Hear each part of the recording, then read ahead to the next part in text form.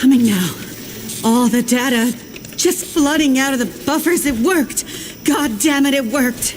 Oh, thank goodness. I'd hate to have to restart my PhD. You did brilliant work, my girl. Absolutely brilliant. We just need to keep the data flow, ensure it comes in a continuous flow, uninterrupted. How long before the data is ready for analysis? These are old systems, and it takes a while for them to crunch through the numbers. It'll be hours before we'll... Well, shit. What the hell just happened? It's not the power this time. Geothermal plant's still showing up green on the board. Some kind of overload or emergency shutdown. What now? Now we do this the old-fashioned way. We start combing through the numbers. I'll get us some light.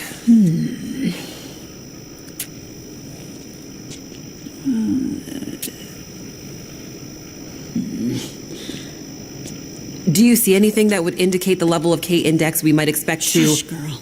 Let me read. Do you want me to grab a printout and Could it be a G10?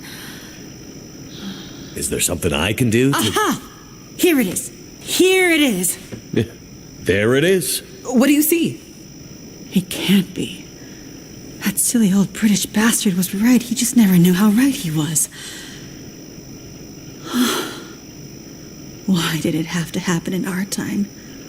British bastard? Please explain. For you to fully understand would take more time than we have. I'd have to go back more than 150 years. I like a good story. I think we deserve some answers. Very well. In 1865, a British scientist and naval officer was tasked with supporting the research of a scientific team, seeking to create a kind of communication that could travel over the air. The Admiralty felt that dependence on the telegraph was holding them back. This Navy man was inspired by stories he'd heard about the Carrington event 6 years prior. At the time, the largest geomagnetic event ever recorded.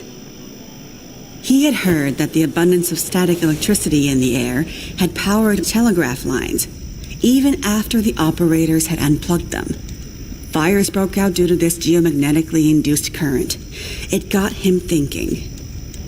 This scientist's research led him all over the world, and he began to piece together a picture of the Earth's geomagnetic profile, and something about the operation of the sun and its effects on the Earth's magnetic field.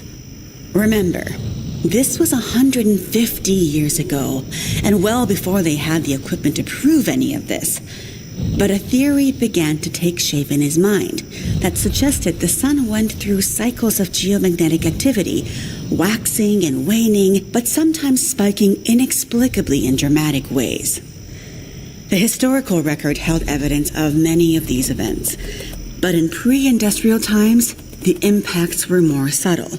Even in the mid-1800s, there wasn't enough power infrastructure to really feel the impact of these spikes, so it wasn't of grave concern. But the growing dependence on telegraphy suggested this shouldn't be ignored. And this scientist predicted that if the level of electrification continued to grow exponentially, as was predicted, this would create a serious vulnerability that could be exploited by their enemies at great cost to industry and society at large. He was given a secret commission from the Royal Geographical Society to prove his theories and to come up with a strategy that would ensure the British were in the strongest position to exploit any such geomagnetic disaster. After another decade of research, this scientist began to suspect that this geomagnetic current that existed all around them could impact many other things and more deeply. He began to study migration patterns of animals and gathered evidence of whale strandings, bird die-offs, and other unexplained mysteries relating to animals' innate abilities to navigate vast distances with great precision without the benefit of modern tools or equipment. Eventually, he knew he had to travel north to the Arctic to really test his theories. And in December of 1865, he took a ship and a crew of Navy scientists and mariners in a specially commissioned research vessel, a modified bomb mortar ship, fashioned after the Terror and Erebus from the ill-fated Franklin expedition. His ship was named the HMS In Tenebris, and he took it and a crew far above the Arctic Circle, along with an array of unique recording equipments he had crafted himself, with the hope of collecting data to support his theories. This scientist and Navy man was Captain Edmund Wintermute. The word in Mackenzie's secret message. It was a person's name. Wintermute's mission was to collect data near the Arctic Circle, and he and his crew were also tasked with the goal of resupplying a small Navy research outpost that had been set up as part of Wintermute's program the year before. Some of the crew on Wintermute's ship was designated as relief for the outpost's crew, and Wintermute was meant to bring the replaced men home to their families. A few days away from the Arctic Circle and 2 days from their destination, Wintermute recorded increasingly active aurora and other geomagnetic activity around the ship, including St. Elmo's fire. But he also noticed something else. As evidenced by their journals, many of the crew were having trouble sleeping, with some experiencing full-blown insomnia that worsened as they traveled further north. Some were also beginning to forget things, their journal entries occasionally slipping into childlike language or outright gibberish. 2 days out from their destination, the night watch rang the ship's bell to announce a man had gone overboard. The man, an experienced mariner, had been observed to simply walk off the deck of the ship. By all rights, a calm and dependable sailor. This event shook the crew's morale. Wintermute did his best to keep them focused, but he was still inexperienced as a ship's captain, always more the scientist than sailor or Navy man, and he could tell the men were increasingly becoming anxious, even distrustful. Walked off the ship and straight into the water. Exactly, but things got even stranger after that. When they arrived at their destination, a small island surrounded by sea ice, they found the Navy observation camp that Wintermute had set up the year before completely abandoned. The shelters were mostly destroyed, the relentless Arctic winds having shredded their canvas. The sled dogs were killed, some seeming to have been eaten. Many of the men were found dead, their bodies frozen in their beds, some showing signs of having been attacked or murdered. Yikes. Keep in mind, the Franklin expedition was still fresh in the public imagination during this time, including all the rumors of cannibalism. Wintermute could tell some of his men were nearing their breaking point, so he sent them back to the ship and took only a small group of trusted officers with him to search the rest of the small island. On the far northern side, in an icy bay, they found the remainder of the outpost crew, their bodies frozen solid in the ice. Some appear to have walked in and simply frozen in place. Jesus. And I thought we had it bad. Not wanting to completely abandon his research, but also recognizing the fragility of his situation, Wintermute kept a small group of trusted and hardy men with him. He offloaded sufficient provisions and equipment for them to survive up to 6 months, and sent the crew and the In Tenebris back to London, with the request that they send a rescue ship to pick them up. That's dedication. But what does it have to do with our data? I'm getting there. Months later, the relief ship returned to find only Wintermute remained. He had left books of scrawled notes, data he had gathered using his novel devices, sketches and observances of the men he had kept with him, and a detailed diary outlining their slow but progressive decline into a kind of fugue and madness. Wintermute was accused of murdering the men, brought back in shackles, and once back in England, summarily court-martialed and committed to a sanatorium.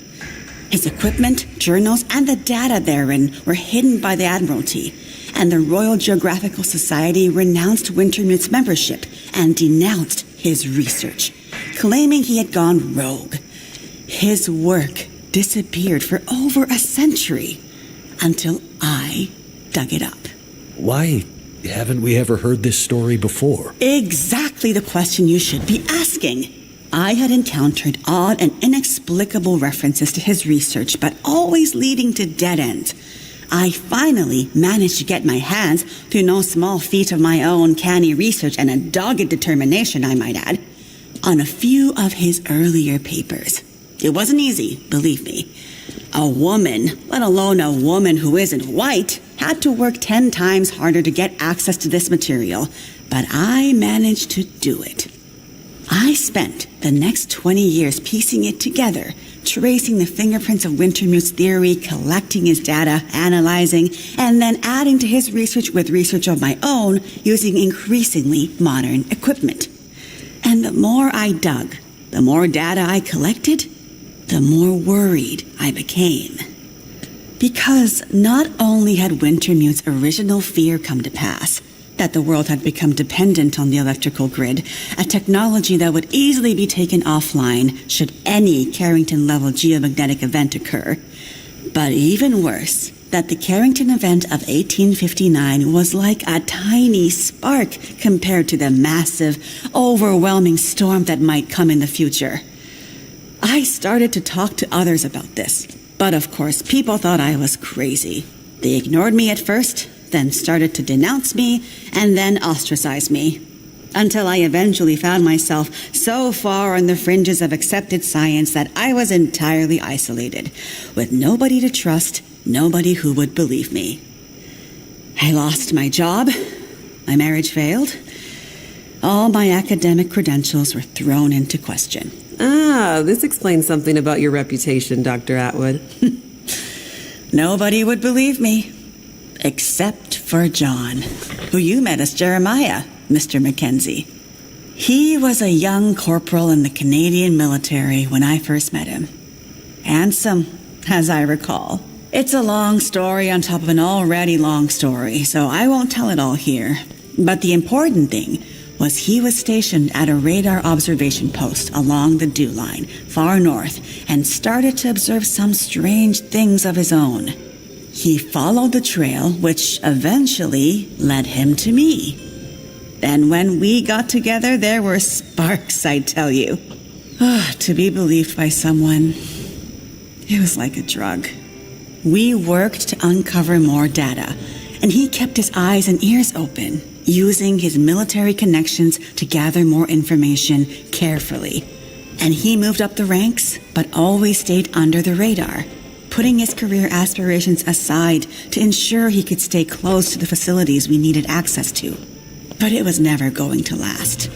At one point, he was caught accessing some classified data shared with our NATO allies, and they thought he was spying for the Russians, so they put him in military prison. And we lost touch. Years later, he actually found me here, at the radio telescope. He was a changed man. His fire was gone. They'd somehow broken him. He said he still believed, but he couldn't be part of this journey. And that's the last time I saw him. That was more than 20 years ago. I can't believe he's still alive. And on Great Bear, no less. You can't possibly believe that's some kind of coincidence. Jeremiah being here. What are you suggesting? Isn't it obvious? He stayed here for you, to be close to you, to keep watch. He's been here ever since, close by, in case you might need him. And as soon as he saw the aurora and what it could do, he knew. He saw the signs. When I met him, he was nearly killed by a bear, and when I left him, he was still not much more than half alive. Otherwise, I'm sure he would have come here himself. But he sent me to warn you. He made me promise. And he knew by then what that promise would mean. He sent you in his place. And it's a good thing he did, because now we have the final piece. This is the answer we've been looking for all these years. Do we finally have it? I think we do, dear. I'm not following. All my research here, and Jace's since she joined me, has been to try to anticipate, to get ahead. Ahead of what? The next big Carrington-level event. The thing Wintermute spent his life also searching for. And others, lesser scientists, industrialists, crackpots, even here on Great Bear. The island's unique geologic strata and northern latitude created a perfect test bed for geomagnetic research. Even a few decades ago, a German industrialist named Rudiger. But that's not important. Dr. Atwood, do we know the terminus? We do, my dear.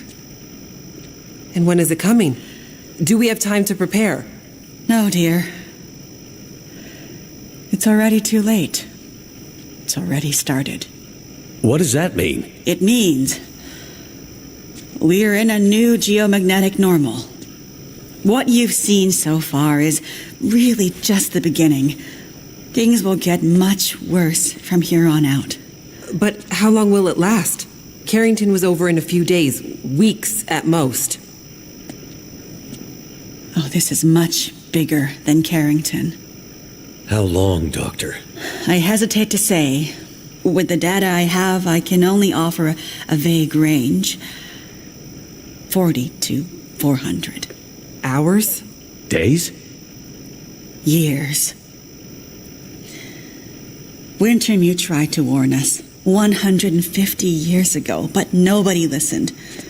And now we're at the very beginning of a geomagnetic storm. A disaster of such proportion we've not seen its like in recorded history. The power grid is down. Everything humanity has built over the last 100 years or more, based on technology, electronics, everything based on the integrated circuit, electricity, it's gone. It's all gone. Nature is changing, and soon we'll begin to see the impact on people. We won't emerge unscathed. And this period of darkness will last from 40 to 400 years. A new dark age. The long dark. And what humanity will exist on the other side of it, I cannot even begin to guess. Then I need to warn her. I need to get to Perseverance Mills. You're talking about your ex-wife, the doctor? Astrid will be there. And she needs what's in this hard case. What's in the case? And what kind of doctor? She's a researcher. Insomnia, memory loss, fugue states. I think she stole some experimental meds. She's trying to help a friend. A child that's suffering from some mysterious illness. I'm not sure. Go to her. Regardless of what's in the case, you can bring her here. Her and anyone else you care about. We have to think about the survival of the species now. But what can we possibly do here? Oh, Jace, my silly girl. Have you forgotten what this facility is built on? I just know it's some government thing. Before it was repurposed for use with the radio telescope, this was an observation post for monitoring satellite communications. Mostly American, Russian, some Chinese, Cold War stuff. But why here? Who would think we'd be spying from here? Exactly. A few floors below us are the magnetically shielded dorms and storerooms designed for the folks who used to live and work here back in the Cold War. The whole place is basically a big bunker. Right. And the team that built the geothermal plant left various supplies behind. Exactly. There's probably enough dry rations and assorted supplies there to feed dozens of people for a couple of years. Survival of the species, huh? I'm afraid so. Then I better get to it.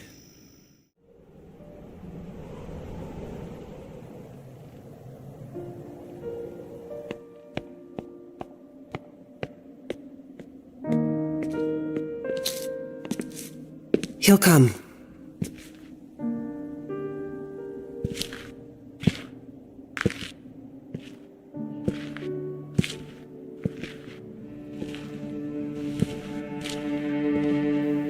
He'll be here.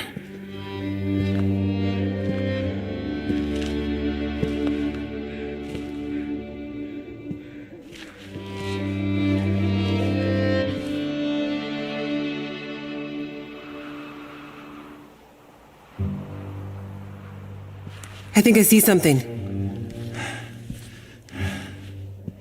Looks like a torch. Someone with a torch coming up the pass. It must be him. Maybe he found the others in town. Ones we missed?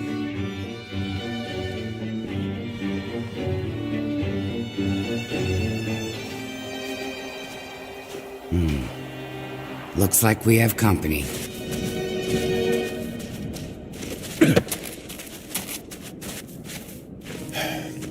No!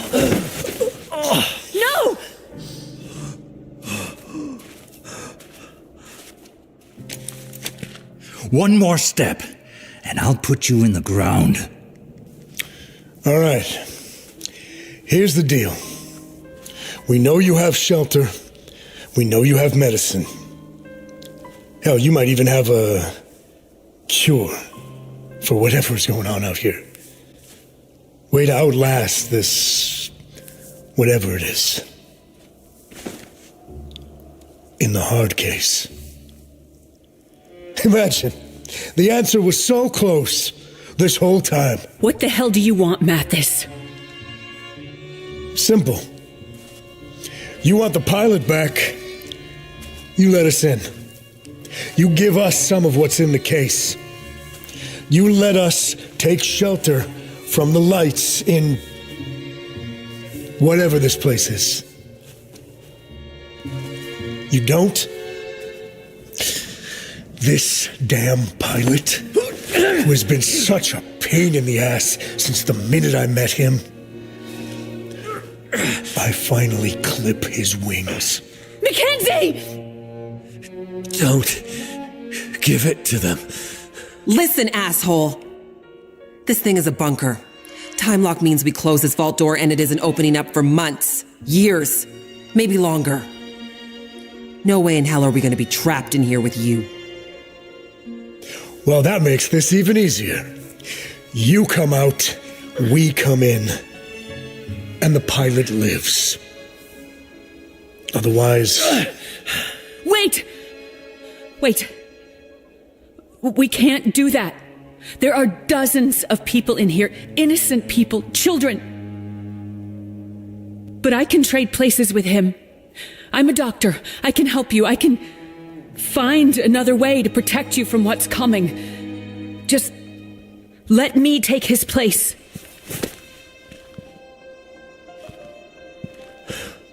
That's not gonna happen.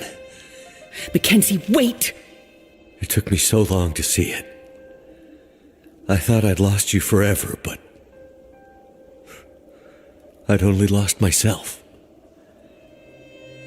Stay alive for me. Stay alive as long as you can. I will find you. No, Mackenzie! Please! What is going on here? Mackenzie! Don't do this! You don't have to do this! Yes, I do.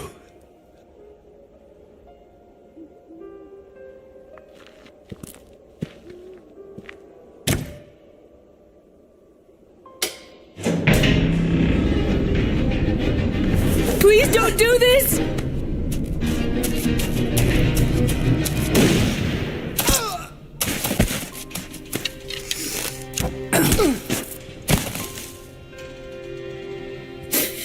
All the time we lost, I would do anything to have it back.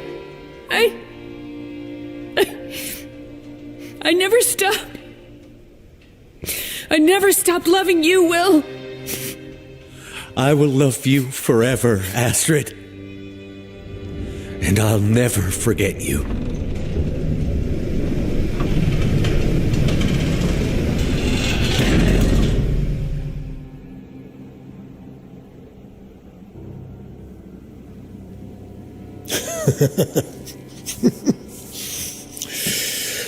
Well, after all that, looks like our fates are bound together, you and me.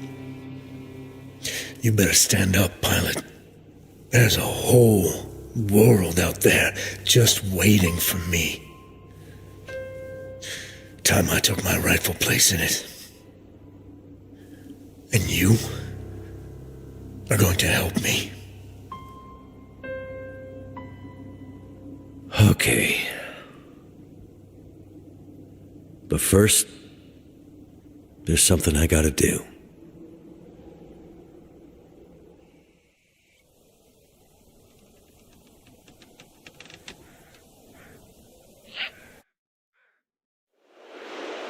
The world is changing.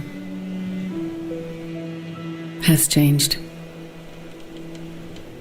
Who can say where this change will take us?